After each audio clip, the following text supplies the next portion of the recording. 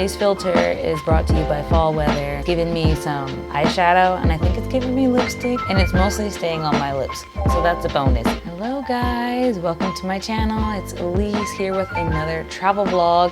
This time we are in ASUKA, Nara, which is the prefecture right next to Osaka.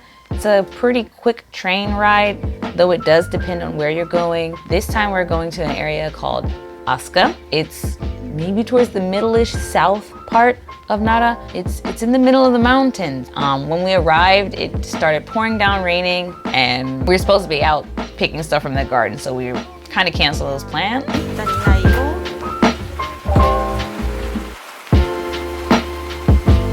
And instead, I did a little house tour. So this is a kind of a homestay place. She does homestays for travelers, but she also does it for middle school students to teach them how to fend for themselves, basically. She teaches them how to cook and how to clean up after themselves. So it's a very big house that she and her husband renovated after they retired. And I think the foundations, like the main pillars and everything in the house, are over like 200 years old.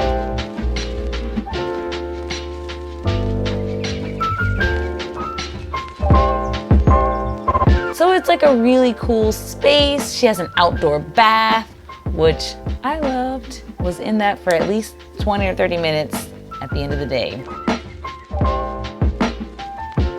And I think there are about 5 rooms, not including the dining kitchen area.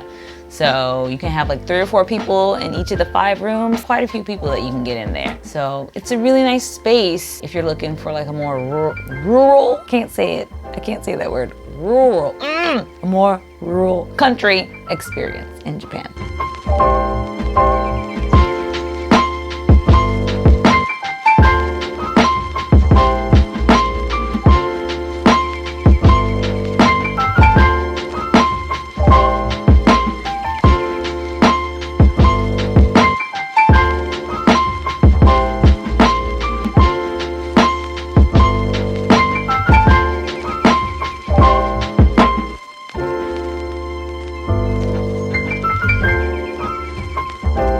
After getting settled for a bit, we moved on to prepping for dinner. A big part of this whole homestay experience is cooking with locally grown, basically grown in her garden, produce, and making traditional Japanese dishes. I don't know if you guys know, but I don't cook because I just don't dig on food like that. Shota usually cooks. So for me, this was a great learning experience, learning how to make traditional Japanese dishes.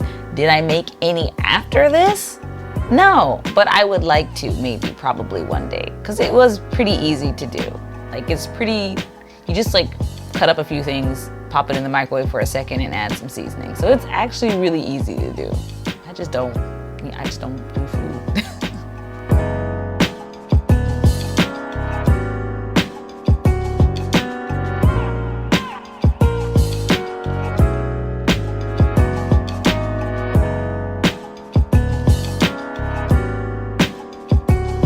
By the time we finished the food prep, the rain had stopped, so we decided to go and pick some vegetables to use for dinner.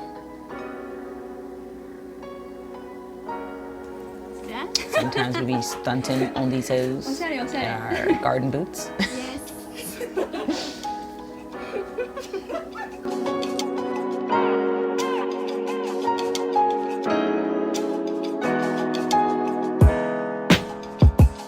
So the garden, you can see, is right in front of the house, and she gives you all the supplies you need. The boots are a little tiny, so if you got big feet like me, you might have to wear the men's boots. But because her garden it's not like a huge space, but she had such a variety of produce that I don't remember because this was a month and a half ago. But definitely like eggplants, definitely goya and okra. And I want to say she had like some cabbages, she has some squashes. This day we picked out some sweet potato to use in tempura.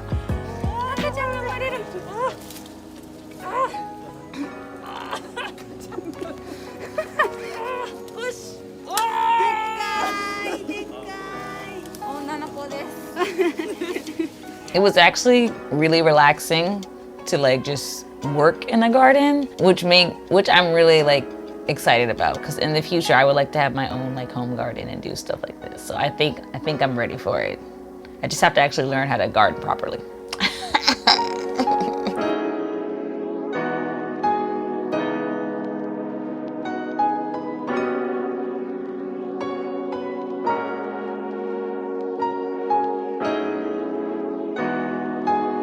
So we had a little break time with akashiso, which is a type of herb juice. Then it's back to the kitchen. Kitchen time.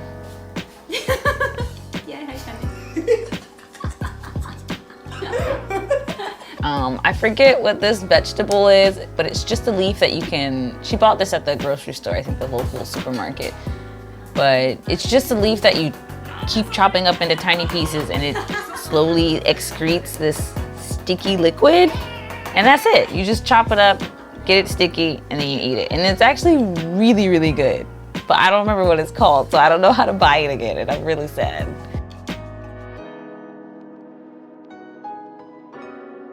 And then we finally have the tempura. He's frying up some okra. Fry, fry, fry, fry, fry.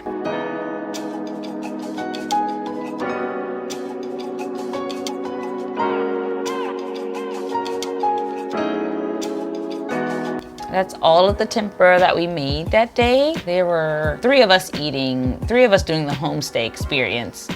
So, and then she also gave us some of her like other food she'd made, like oden, or I think that's not technically oden, but it's basically like oden. And there was some meat that we fried up.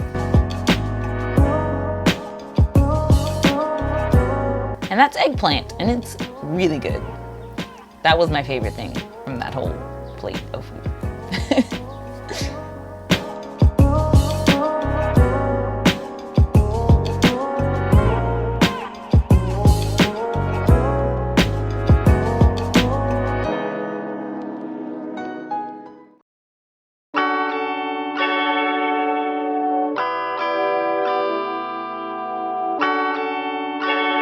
So the next day, because we came to the homestay experience like in the evening, late afternoon, early evening, like 3-4 p.m.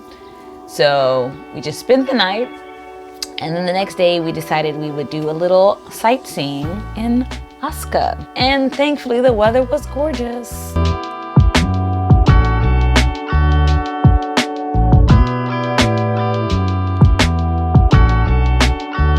So near the station, there are several bicycle renting places that you can use, and then they'll give you maps to all the like sites in the area. I definitely recommend renting a bike because the area is very hilly, and you can walk it. It's not a terrible walk, a few kilometers between each location. But if you want to see everything in a short period of time, the bicycle is the best way to do it, especially the electric bicycle, because it will help you climb all the mountains. First, we went to the Kyoto tumulus area, which is the site of one of the oldest tumuluses in Japan, I think.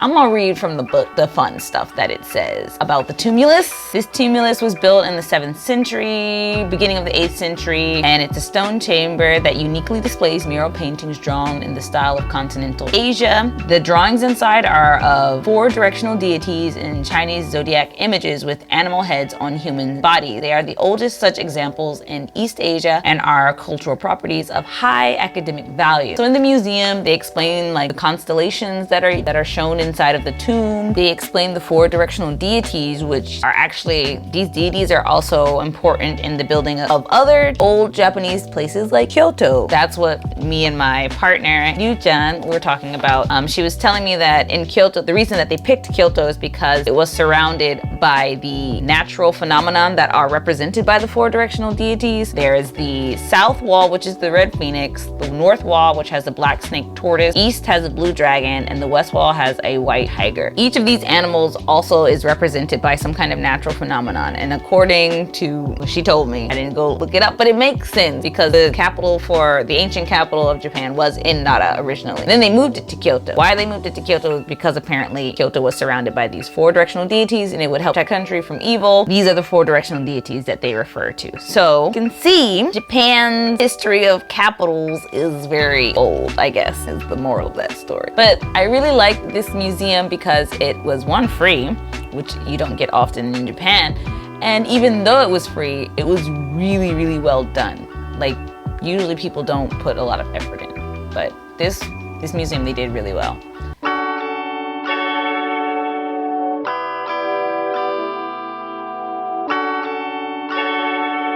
This is the outside area around the tumulus next to the museum. Sometimes they show the inside of the tumulus, but on that day it was closed.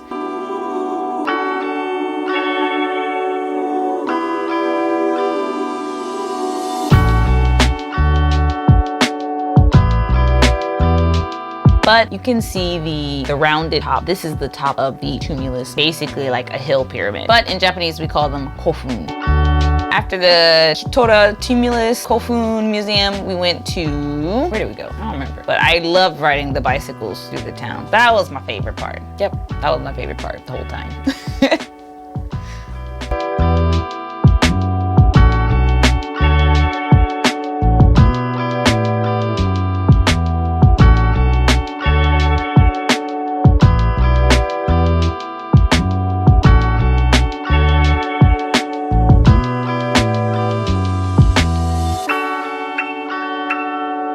We made a quick stop at this tomb for an emperor. I think it was Emperor Tenmu, but there's nothing there. So it's a bit of a, not really much of a point reason to stop, but it's cool looking at old stuff. I just like looking at old stuff.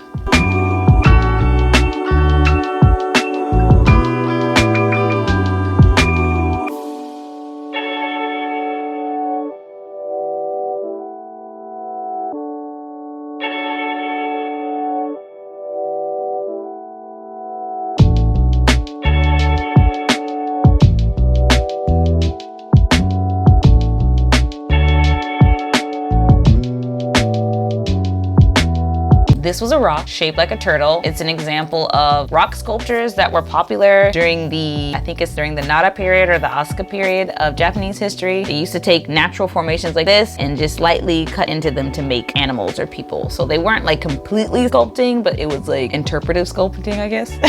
And then if you follow the map, it'll take you through these really nice areas. These are like regular houses. It's just that the ASUKA city has a rule that you can't change the雰囲気of the area. You can't build a house that doesn't match with like the historical vibe, basically. So if you build a new house in ASUKA, it has to look like old houses. You just can't just come up with like a modern house in that area. And I think that's a really cool thing to do because it protects the whole scenery. It like makes the whole place worth going to because it all looks like it's one piece of history. You know what I mean?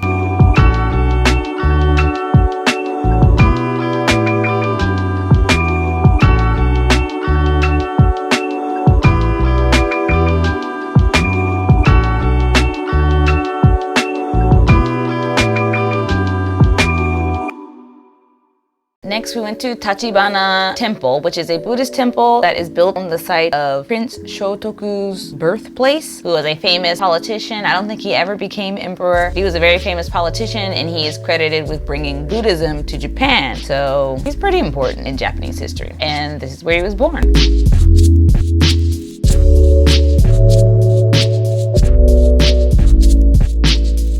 How old is the temple? That's what I wanted to find out. How old is the temple? There are no big dates on here, but it seems like it was constructed in the 7th century, maybe the later half. I don't know, beginning half, later half of the 7th century. So it's pretty old. It's 1,000+ years old. Not bad, right? Is it that? Yeah, it's over 1,000 years old. There are several smaller temples within the temple ground, and they do not let you take the camera into the main temple hall, but you can walk around, which is a bit unlike some temples that I've been to. They don't usually let you walk around inside of the main hall, like just on the regular, but these people do, and you can go in and light some incense and say a prayer. Also, the statues that they have inside of the main hall are very old. Some from the Asuka period, some from the Kamakura period, some from the Muromachi period. If you are not familiar with those periods and you're trying to visit Japan, you better look them up because you need to know a little bit of history before you come. That's all I'm gonna say. Also, it's like way too much to explain. So Wikipedia is your friend.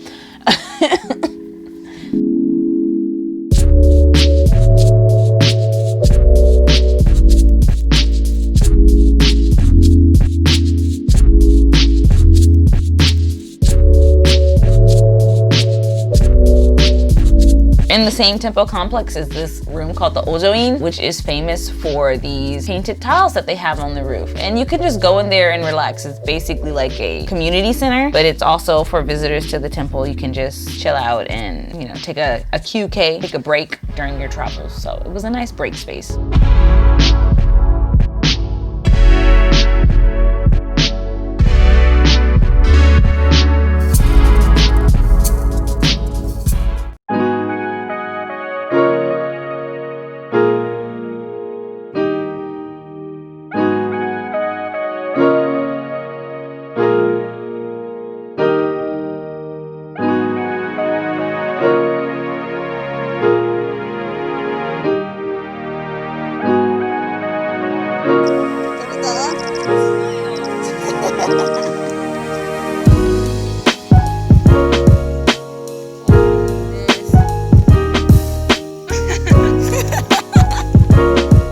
This area is just basically this stone monument, but it's pretty cool to look at, and you can go inside. The rocks are pretty large and intimidating. The whole time I thought the rocks were gonna follow me, but they don't. They've been up for thousands of years, they'll be fine.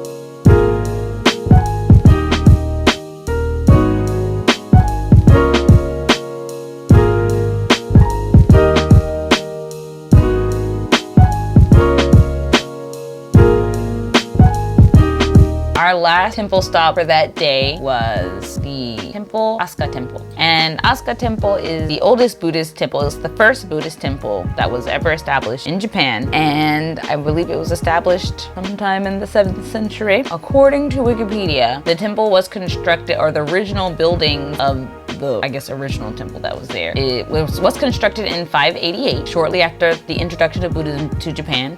But the interesting thing is that it was built in the style popular in the Korean kingdom of, I can't say it, but Baekje. Baekje? I don't know how to speak Korean. I'm so sorry. That's a cool bit of information because, you know, a lot of Buddhism came to Japan through Chinese and Korean scholars. So a lot of early temples follow that influence.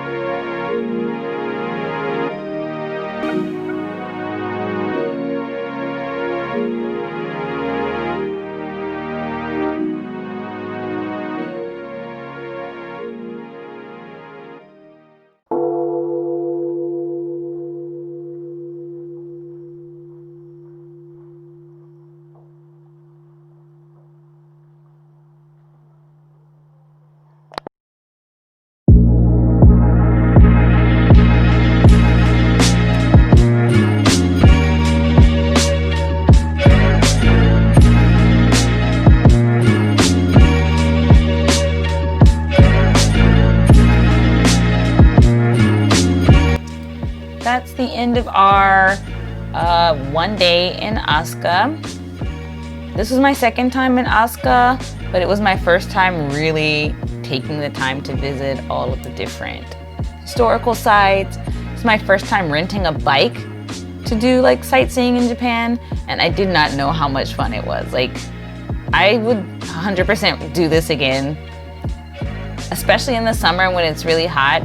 This kind of area is much cooler than like bigger cities, so you get like the nice cool breeze and you're just rolling on the bicycle, and it's pretty easy to like get around. Like, it's not that, the map is not that, if you can read a map, you'll be all right. So if you're ever in the Kansai area and you're looking for a chill spot to do some sightseeing, I 100,000% recommend going to ASUKA. It's about a 45-minute hour train ride from Tennoji, and if you have the extra cash, definitely stay with that lady and learn some traditional Japanese veggie snack cooking, because that was also totally worth it. Thank you for watching this travel vlog. I hope you enjoyed it. I hope you learned something. If you did enjoy it, why not give me a like? If you learned something, why not subscribe? I can give you lots of information, maybe. And I will see you guys in the next video. Bye. Now I have to go to work.